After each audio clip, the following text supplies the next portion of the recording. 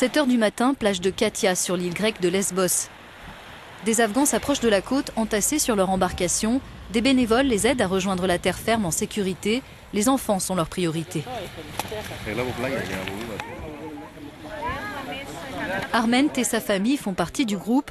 L'adolescent de 15 ans est soulagé d'être arrivé ici après un voyage éprouvant. On s'est battu avec notre passeur. Il nous avait dit que ce serait facile, qu'il suffisait de marcher pendant 2 heures dans les montagnes pour rejoindre le bateau. Mais on a dû marcher 31 heures dans la neige.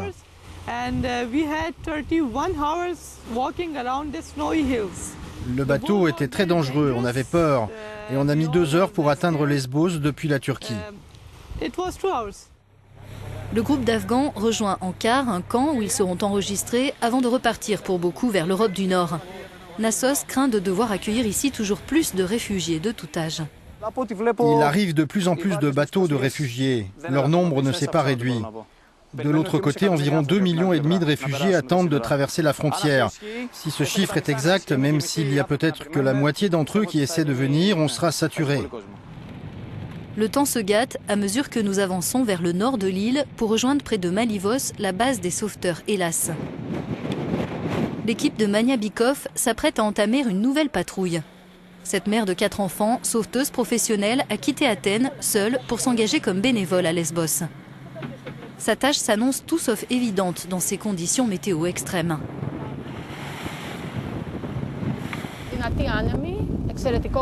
Des vents forts, un froid extrême, en particulier quand on est dans l'eau. Au fil des heures, on est mouillé, on se refroidit, on fait des vacations longues de 24 heures, 7 jours sur 7. Le bateau accélère tout à coup. 2 embarcations sont en difficulté en pleine mer. Mania et ses collègues décident de s'approcher. Quelques instants plus tard, les gardes-côtes leur demandent par radio de renoncer. Ils vont se charger eux-mêmes des opérations. On n'a pas le droit d'approcher d'un bateau sans l'autorisation des gardes-côtes.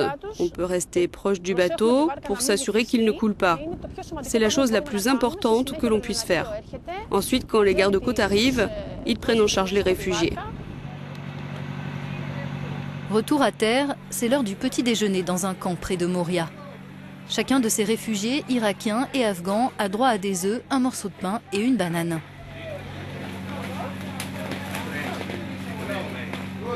Certains jouent ou chantent pour lutter contre le froid.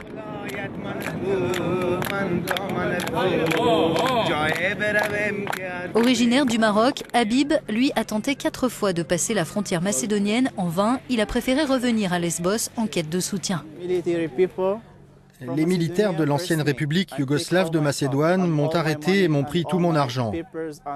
Ils m'ont pris tous mes papiers. Maintenant, je ne suis plus personne et je n'ai plus rien du tout.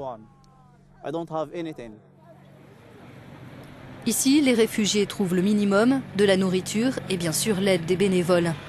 Et certains viennent de très loin pour leur porter secours. Un Néerlandais a acheminé depuis Amsterdam un camion pour en faire une cuisine ambulante.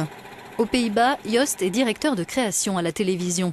Mais il y a quelques mois, en aidant des migrants à Amsterdam, il a pris conscience de leur détresse et a décidé de venir à Lesbos. D'abord pour une semaine, mais il est là depuis novembre. On a commencé à parler à des ONG suédoises qui savent ce que c'est de fournir des milliers de repas par jour. Mais ils n'avaient pas de food truck. On en avait un, mais on n'avait pas de cuisinier. Alors on a commencé à unir nos forces. On travaille à ce que notre camion puisse passer l'été et répondre à l'affluence. On fournit déjà des repas, mais on est capable d'en produire 10 000 par jour. Des bénévoles du monde entier se succèdent au fourneau tous les jours.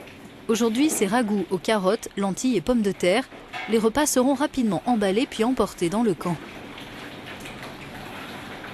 Pour ces volontaires, l'expérience s'annonce particulièrement marquante.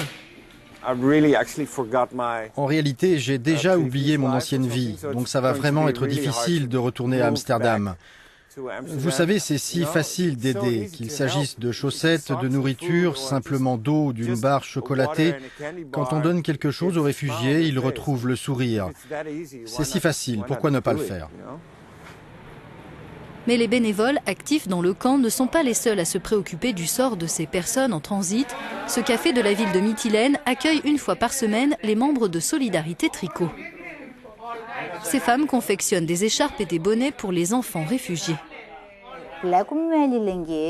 On tricote en solidarité avec ces garçons et ces filles qui viennent trouver refuge sur l'île. On veut qu'ils aient chaud et leur transmettre notre amour et notre soutien. On pense sans arrêt à ces enfants quand nous, on est tranquilles dans nos maisons bien chauffées. Où sont-ils? Que font-ils? Est-ce qu'on peut faire quelque chose pour eux? Allez, continuons de tricoter. 2 fois par semaine, les bénévoles du tricot se rendent dans les camps, sur les plages ou le port pour faire don de leurs travaux. Elles pourraient les confier à des ONG, mais elles préfèrent les distribuer elles-mêmes.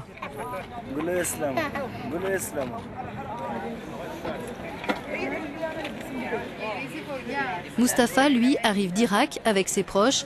La famille est en partance pour l'Autriche, où le jeune homme dispose d'un permis de séjour. Elles sont très gentilles parce que, vous savez, il fait très froid sur la route. On va faire Mytilène, Athènes, République de Macédoine, Serbie, Croatie et Autriche, destination finale. Et tandis que certains s'apprêtent à partir, d'autres continuent d'arriver. En janvier, plus de 33 000 réfugiés ont débarqué sur cette île de 90 000 habitants.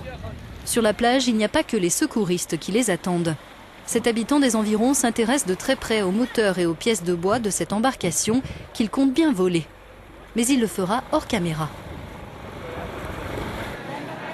Il ne fait aucun doute que la crise des réfugiés a changé la vie à Lesbos. L'afflux de réfugiés, mais aussi d'humanitaires, a généré de l'activité pour les restaurants, hôtels, taxis. Mais dans le tourisme, les choses vont mal. D'après ce représentant d'une agence, il affirme que le secteur subit une catastrophe économique. Pour cet été 2016, on s'attend à des arrivées en baisse de 60 à 70% par rapport à l'été 2015. C'est ce qu'on constate d'après nos chiffres actuels et je ne crois pas qu'il y ait une chance pour que la tendance s'inverse. Ce pourrait être encore pire, je ne vois pas comment ça pourrait s'arranger. La nuit, sur la plage, les secouristes se réchauffent autour d'un feu qui aidera aussi les embarcations à se repérer. Occasion pour Mania et Yost d'évoquer leur engagement qui malheureusement parfois les confronte au pire. En 120 nuits que nous avons passées ici, le plus dur, ça a été quand on est resté pendant 3 heures à nager dans une mer gelée, à chercher les corps de naufragés. Et qu'à l'aube, à notre retour ici, à Limantsiki, on a trouvé le corps d'un bébé sur la plage. Yost, qui aide aussi en tant que sauveteur, veut lui partager un souvenir heureux. Je n'ai pas l'habitude, je ne suis pas sauveteur professionnel, je ne suis rien de tout ça. Mais je sais nager. Et alors je nageais, j'avais ce bébé dans mes bras, je me disais, est-ce qu'elle est morte? Et je continuais de nager coûte que coûte. Elle était de nouveau inconsciente et au final, elle s'en est sortie.